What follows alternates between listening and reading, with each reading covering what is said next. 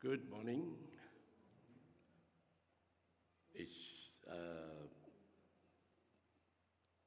I'm glad to be able to be back into the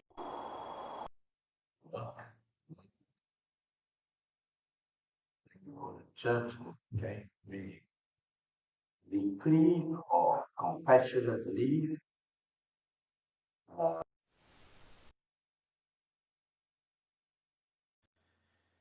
make it every day, and yes, we are just thankful that God is the one that provides our daily strength.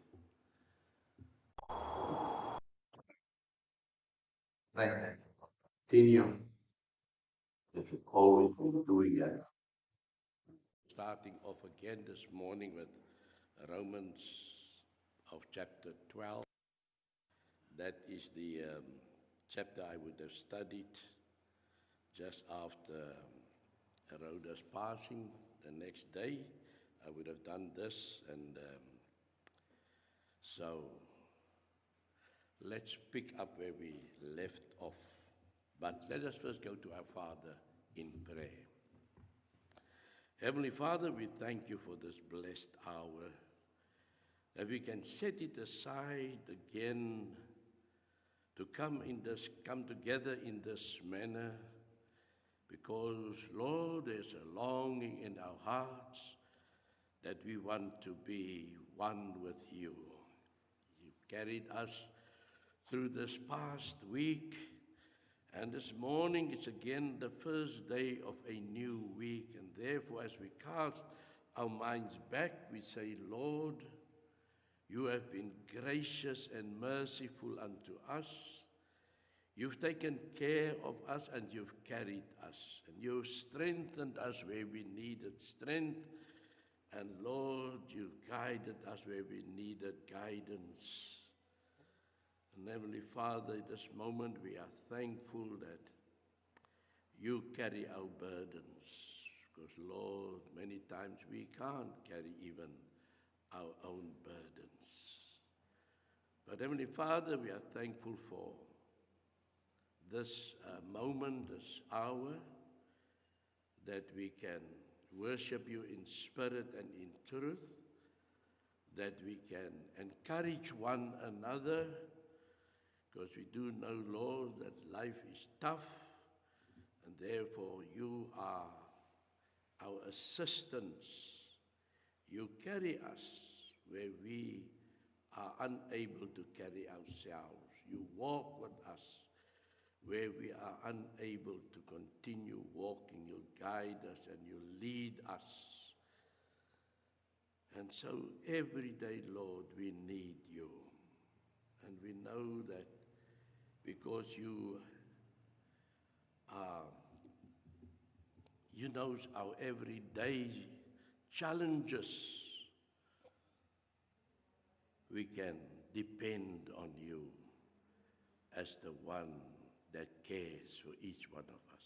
We are mindful of those that are ill at this moment. We are mindful of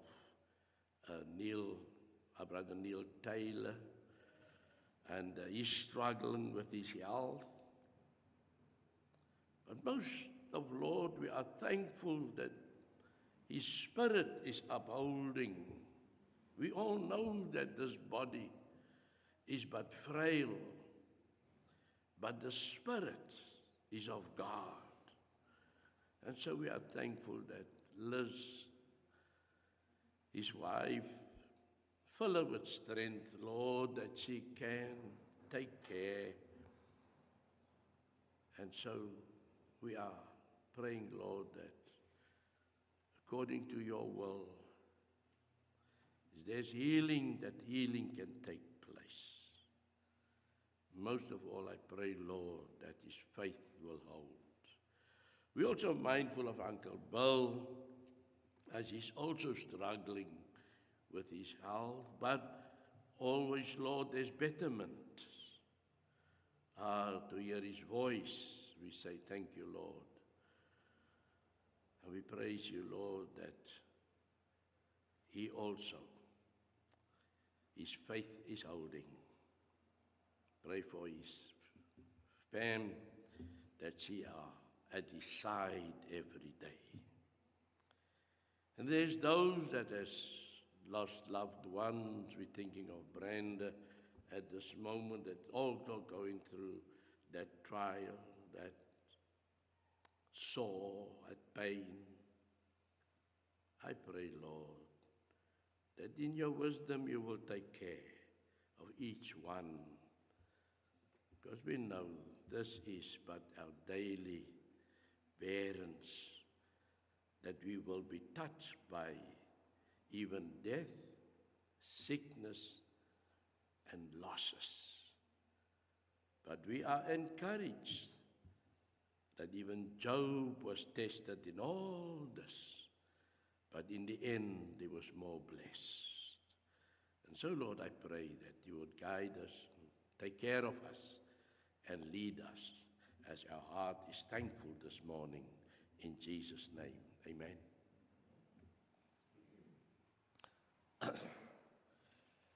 The first two verses of chapter 12 is paramount of our Christianity, or our guidance, or filled with wisdom, and if we apply it to our life.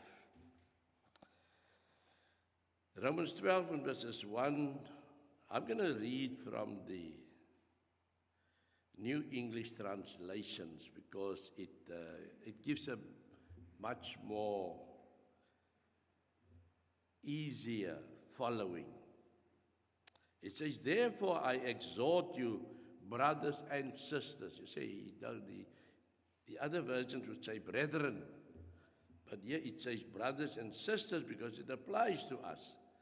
By the mercies of God, to present your bodies as a sacrifice, alive, holy, and pleasing to God, which is your reasonable service. And verses 2, do not be conformed to this present world, but be transformed by the renewing of your mind, so that you may test and approve what is the will of God, what is good and well-pleasing and perfect. So there's three things mentioned there: what is good and well-pleasing and perfect. So if we just have to take together up to chapter 12, we'll find that in chapter 1, we have two versions of man. You have the man that where Paul can say, I am not ashamed of the gospel of Christ, because it's the power of God unto salvation to the Jew first and also to the Greek. So that is what Paul wanted. The power of the gospel can go forth and bring salvation to man. And then on the other side, you find that man is debased. He's serving, instead of serving the Creator, he's serving himself. So that's the two versions of man. And then from chapter 2 until chapter 11, the Apostle Paul is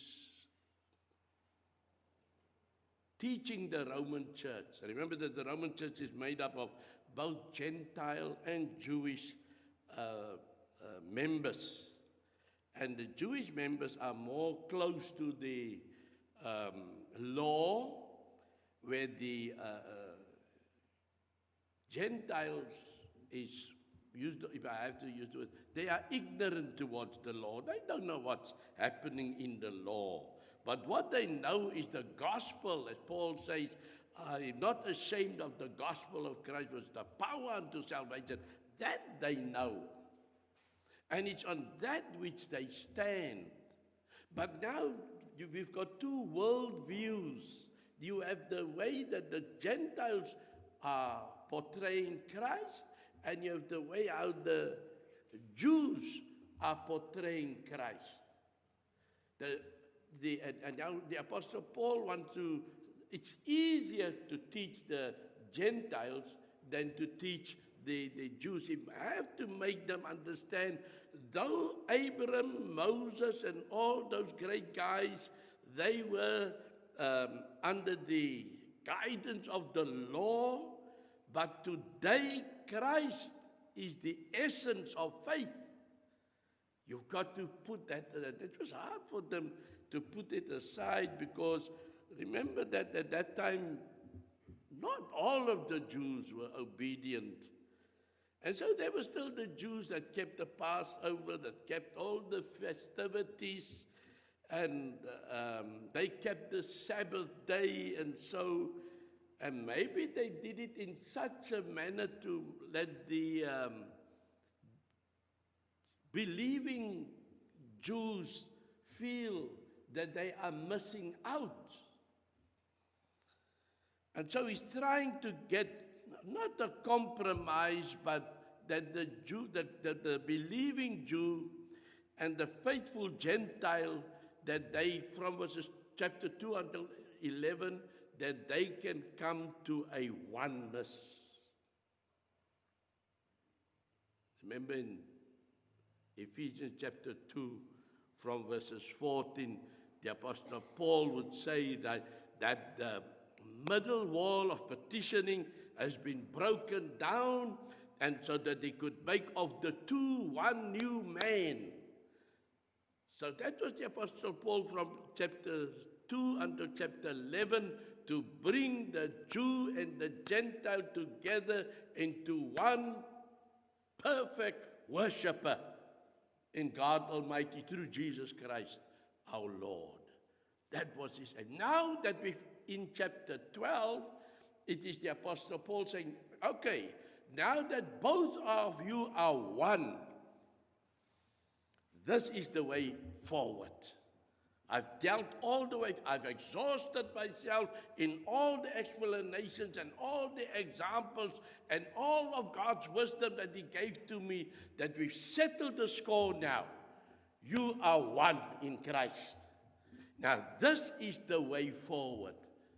And chapter 12 starts off with this way forward when he says, I exhort you, brothers and sisters, by the mercies of God, to present your bodies as a sacrifice.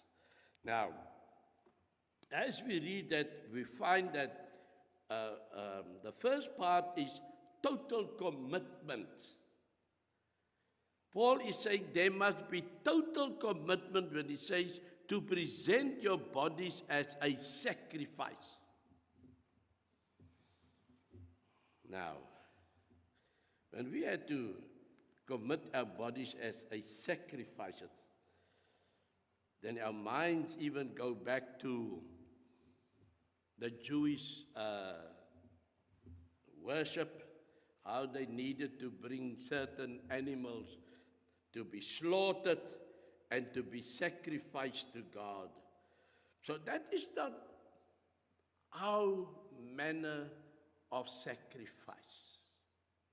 It's not that we must now be slaughtered, but our body as it is now today, as I'm standing here, my body needs to be a sacrifice to God. And how do we do that? God is calling us to give ourselves wholly to God. We are to offer ourselves to God. We are not to offer some of our lives or some of our bodies. We are to commit 100% of our lives and bodies to God. Well, now how do I explain that? Number one, our lives. Our lives consist of three parts, if I have to use now my English like that. Three parts. The one is inward. Our lives is inward. Me. It's all about me. Now, if that is how we want to live our life, all about me, then that's a selfish kind of life. Or there is the outward life. The outward life is me and my neighbor, that I am an asset to my neighbor, or that is go out into all the world and preach the gospel. That's outward. Taking care of my neighbor. As Paul says, the Apostle Paul, I'm not ashamed of the gospel because it's the power of God unto salvation. To all those that are outside. It's not about me. It's all about you and your relationship to God. We are then that instrument that God uses. And then the other part of your lives, I had now inward and outward, and the other part is upwards. Our life consists of living a life which is well-pleasing. I remember now that there's a chorus that we used to sing, I'm inward, outright, upright, downright, happy in the Lord.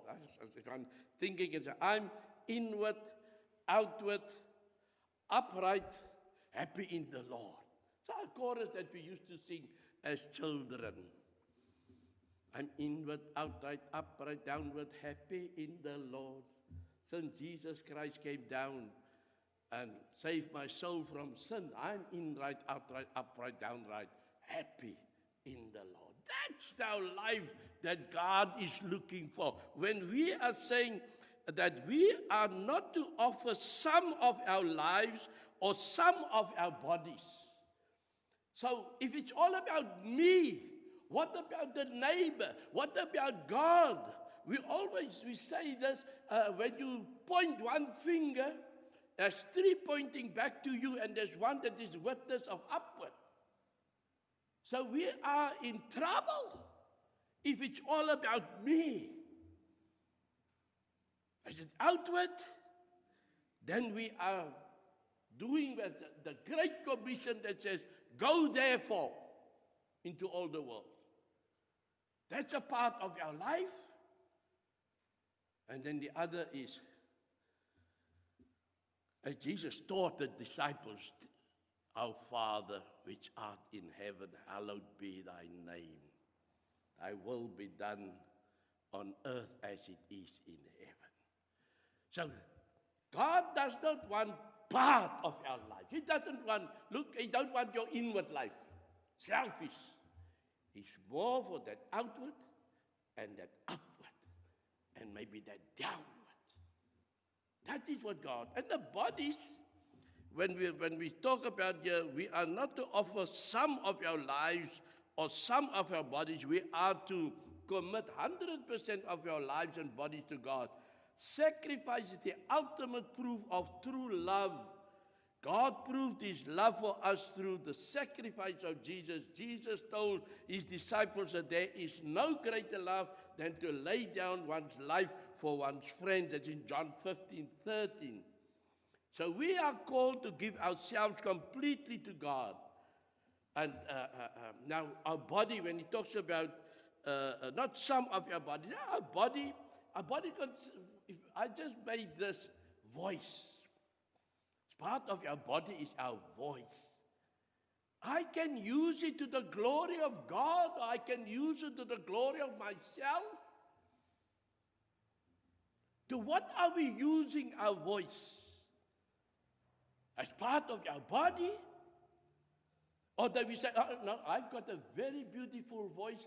It brings me in millions of rands, because when I stand behind that mic and I sing to the people, and my melodies and my whatever,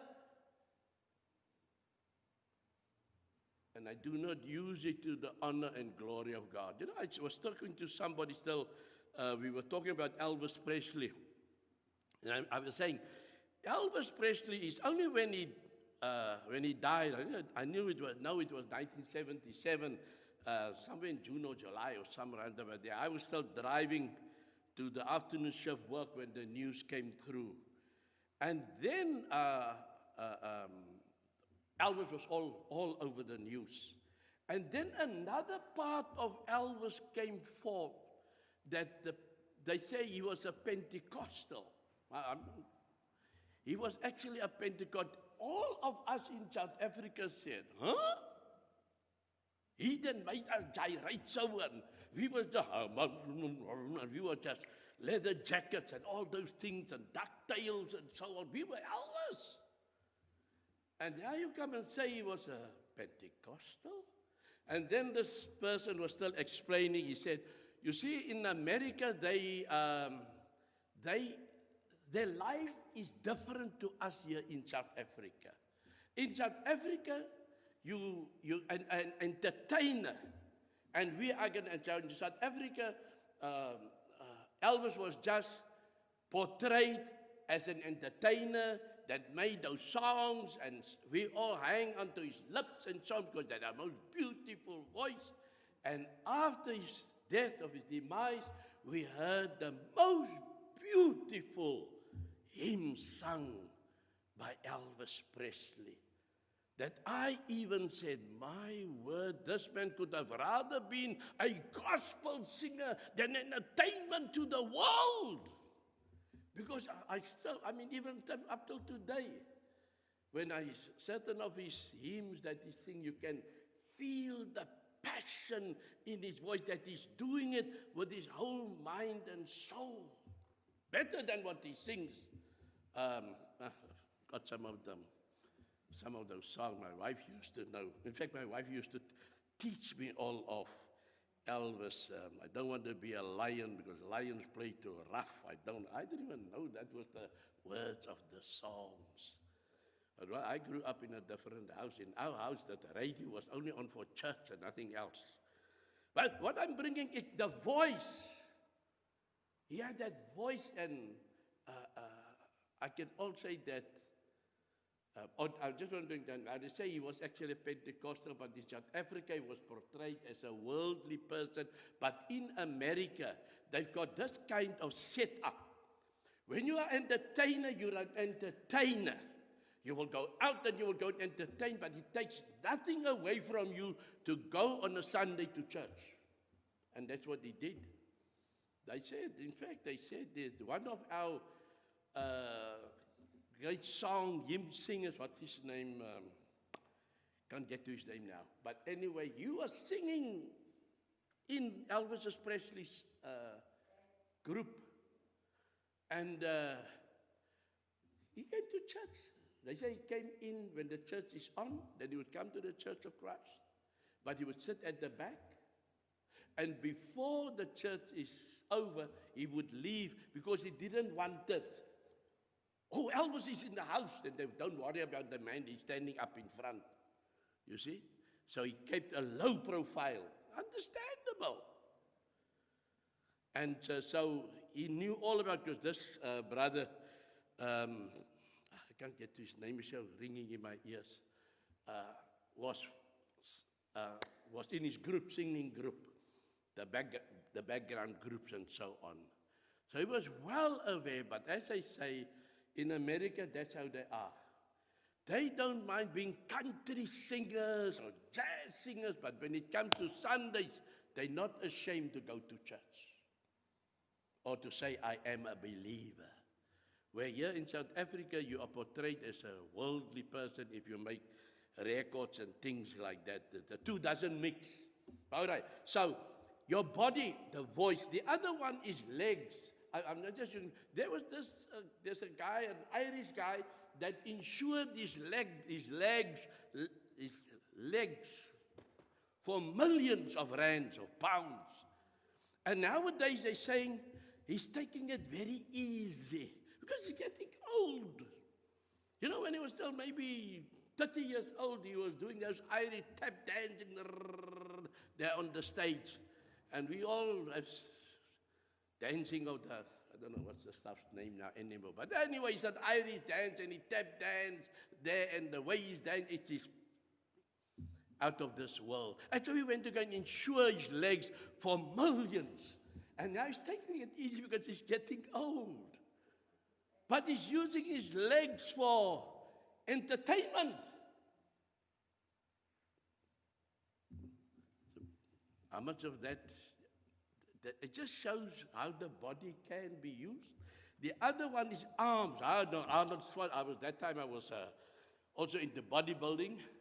Arnold Schwarzenegger had the biggest biceps. I think it was 25-inch biceps here. And Reg Park, I know, had the widest shoulders. It's all the bodybuilding guys that I was interested in those years and also wanted to become one of them. Anyway, these are all the body that you can use when you look at the way the exercises, everything, and it comes out, big biceps, six packs, muscled. All that work you do, the body, you spend all that time to build that body. Even the figure, I got here even the word figures. Some, maybe I must, the ladies, they concentrate to have that perfect figure, not more or less for the glory of themselves, but it can be devastating, even to the moral part of the world. So this is all that you can do. Your voice, your legs, your arms, your figure. But God wants all of it. Look what says Paul says there in Romans 6. We've just read now that we need to present our bodies as a sacrifice, alive, holy, and pleasing to God. Now, he's using the same language in Romans 6 and verses 12, the Apostle Paul, 12 to 4. He says, therefore, do not let sin reign in your mortal body, so that you obey its lust. And do not go on presenting the members of your body to sin as instruments of unrighteousness, but present yourself to God as those alive from the dead, and your members as instruments of righteousness to God. For sin shall not be master over you, for you are not under law, but under grace. You see, this Romans chapter 6, where Paul is bringing Jew and Gentile together, that both of them must have this, almost I would say, sinless body, that every part of the body must be of glory to God. He's using the words yourself to God, your body to sin as instruments of unrighteousness. That's where I come. Your voice, your legs, your arms, your figure, or any part of your body that you treasure it so much that you even want to ensure it. It can become an instrument of unrighteousness. And that is not to God's glory. He wants it rather to be members as instruments of righteousness. This is the way of looking at it. He is our creator. He made us perfect.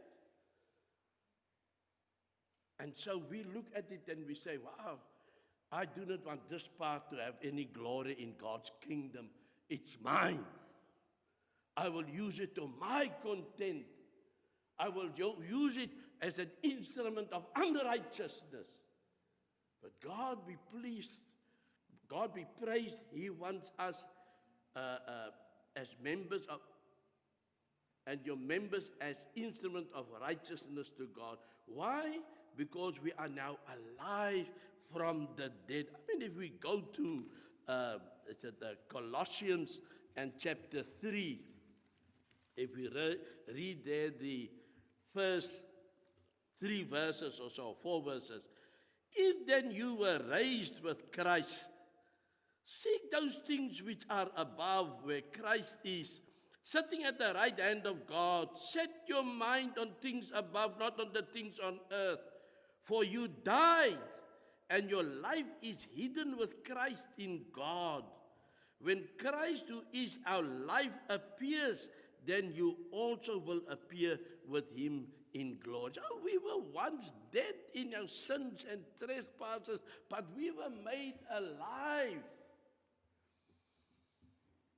So God says, I want your whole body. I want all of you, not part of you. He says, notice how similar this language is regarding presenting our bodies to God. We often just think of the sentence that says to present the members of our bodies as instruments of righteousness. God is asking for all of us. We must present ourselves to God as those alive from the dead. We have been brought to life and we are no longer dead in our sins. This is the point that Paul is making in Romans 12. You know, I'm talking here, as I was, this morning I was up, I wake up early, and usually when I wake up early, my mind is fresh.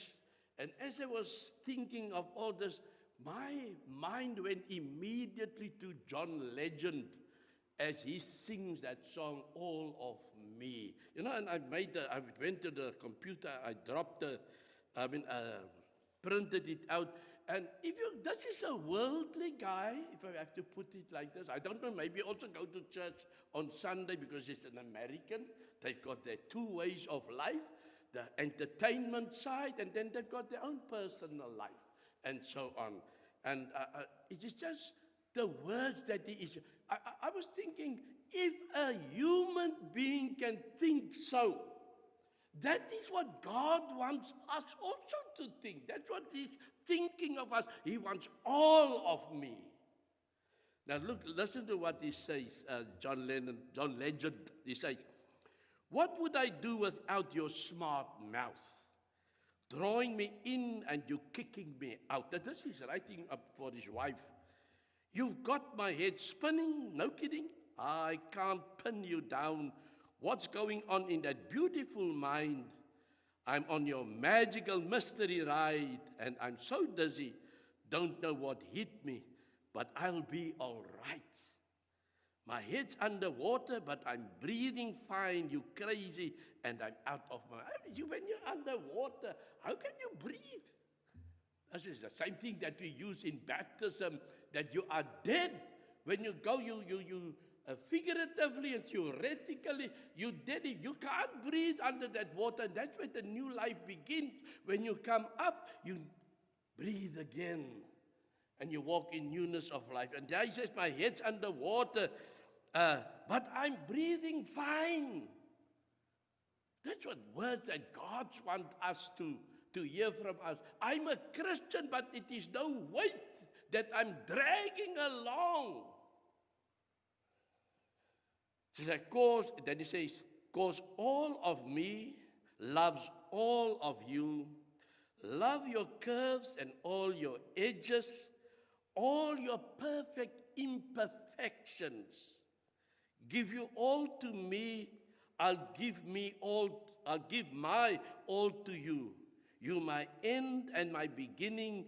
Even when I lose, I'm winning, because I give you all of me, and you give me all of you. It's a trade mission. And it hit me this morning, and I thought to myself, oh, that's what this guy is singing all about. And this is what God is also singing all about. I'm giving you all, and you giving me all of you.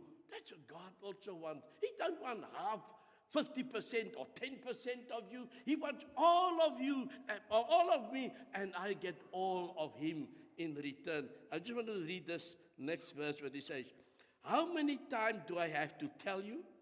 Even when you're crying, you're beautiful too. The world is beating you down. I'm around through every mood. You're my downfall. You're my muse. My worst distraction, my rhythm and blues. I can't stop singing. It's ringing in my head for you. This guy's never have a bad moment. Never mind what his wife throws at him. He's always got a smile on his face. It's like the guys would usually say, oh, I like it when you cross. Oh, I like it when you're in a bad mood. Oh, then the love shines through your eyes. You know, that is how God also wants it, all of me and all of you. This is what the Apostle Paul is trying.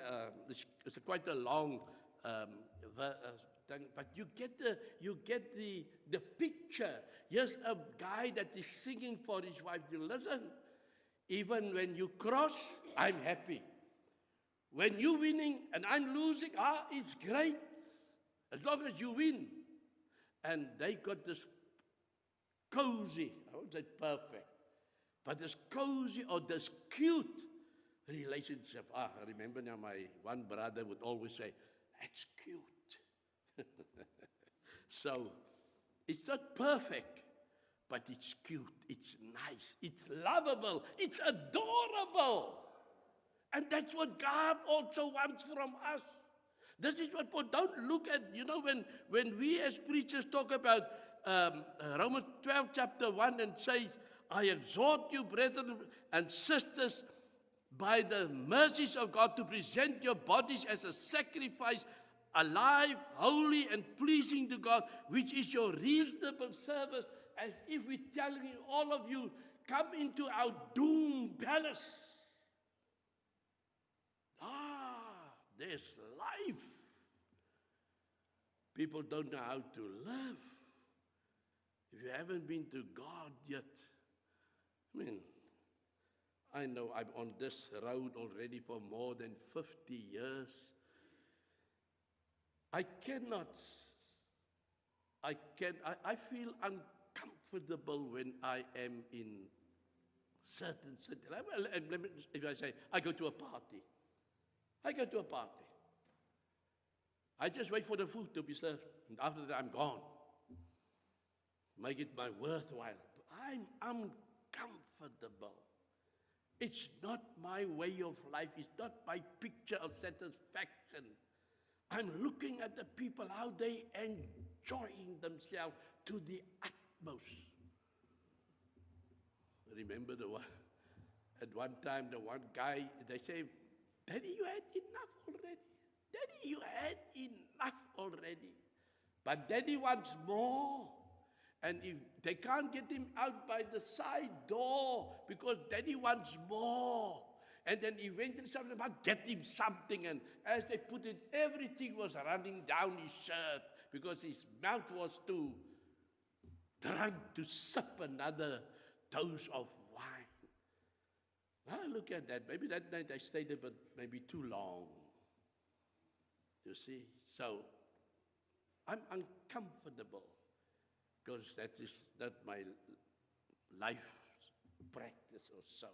So, and there's people that looking at these verses think we want to make them hermits. No. This is life. If John Legend can sing all of me and all of you, that's what God also wants.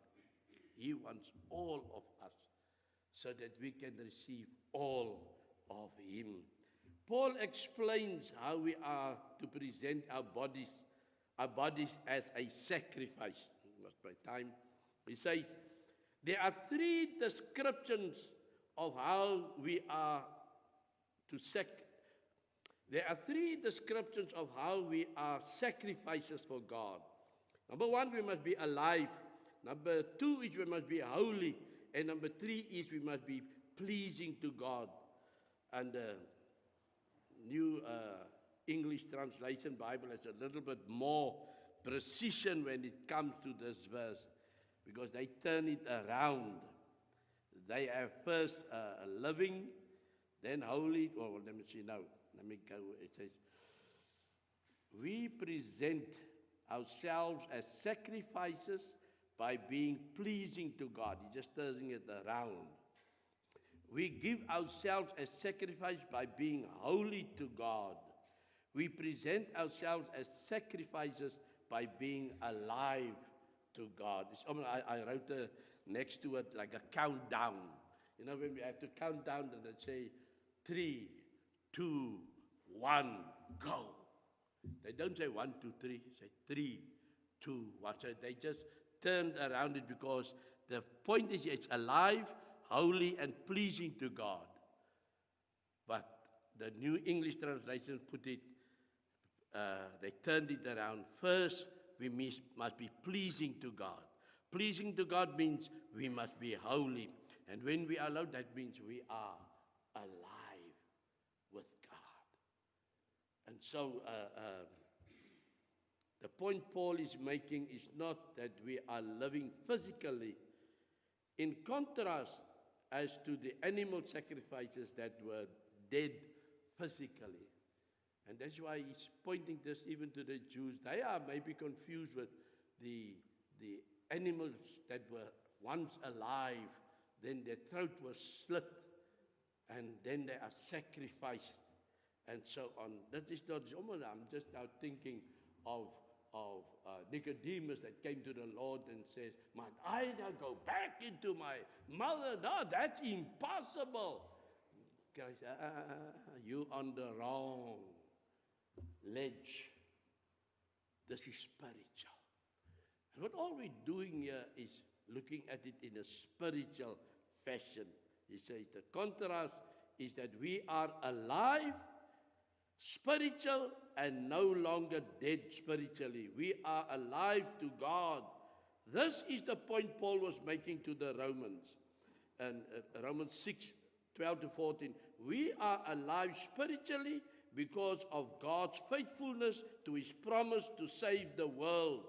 We present our bodies as a sacrifice that lives for God. This is a concept that we can easily forget. I must live for God. What can I do in my life today that shows I am presenting myself as a sacrifice that is living for God? The Christian cannot live for himself or for self. The Christian is defined by the fact that he or she lives for God. One is not a Christian if he or she is living for self. That's what I said, the inward part of my life is all about my inward self. Not only must we present ourselves as alive to God, but we must also be holy to God. No one seems to think that holy living is important anymore. Christians think they can look like the world, dress like the world, and act like the world. Holy conduct is demanded of Christians. Holiness is the idea of being separate from the world, living according to the laws of God and not worldliness. And all that mouthful, 1 Peter 1 and verse 15-16 says, "But as he who called you is holy, you also be holy in all your conduct, since it is written, you shall be holy, for I am holy." And that is what Peter is taking from Leviticus 11, verse 45 and 44-45. Be ye holy, for I am holy. Finally, we present ourselves as a sacrifice to God by being pleasing to God. Following this command requires that we have a proper mindset. We must always be asking, what does God want me to do? What does God want from me? Not only are we asking these questions, but we are digging into God's word to discover God's will for us. We will discover God's will and do the things that are pleasing to God. Total commitment.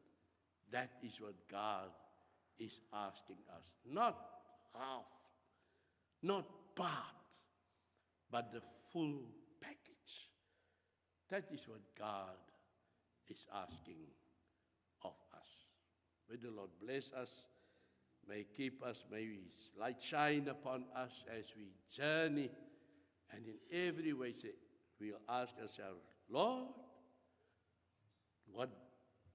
how can I better serve you? How can I really be the Stephen that you want? And I tell you, He will open the doors, or will create the situations. And as I say this morning, as I woke up, this thing hit me. There's a guy that is singing, "All of me wants all of you." Same as God is asking all of us to be part of Him. Let us pray.